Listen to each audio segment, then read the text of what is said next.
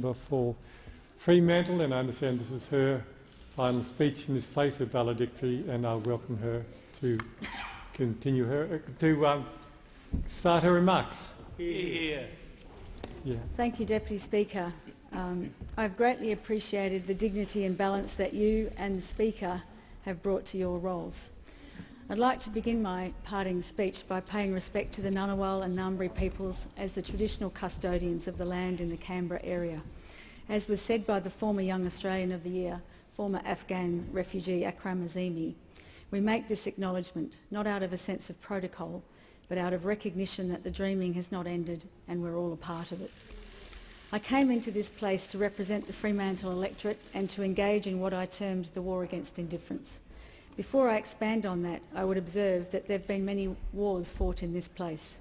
The war on terror, the war on drugs, the war on people smugglers, the war on each other. Only the last one seems to have had any success, and that has been to the ultimate detriment of all of us and of public trust in our political system. The war on people smugglers, accompanied by a faux concern for drownings at sea, has facilitated the profound deterioration in Australia's treatment of asylum seekers and refugees, our compliance with international human rights obligations, and our own image of ourselves as a nation of tolerance, egalitarianism and the fair go. The present offshore detention system is a festering wound that is killing people and eroding our national character and reputation. It needs to be healed. The government falsely accuses asylum seekers of arriving illegally when, as observed by the United Nations and the Australian Human Rights Commission, among others, it is Australia that is violating its legal obligations.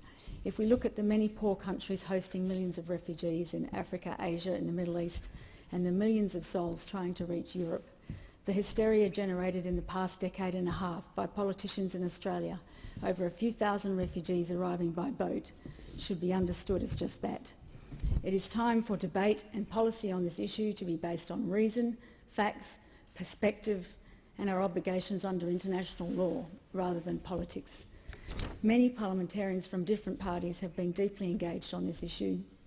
Anna Burke, Andrew Giles, Sharon Claydon, Russell Broadbent, Cathy McGowan, Adam Bant, Senators Sarah Hanson-Young, Lisa Singh, Claire Moore, Sue Lyons, Doug Cameron, Anne Urquhart, to name just some, and I apologise to those I've missed out.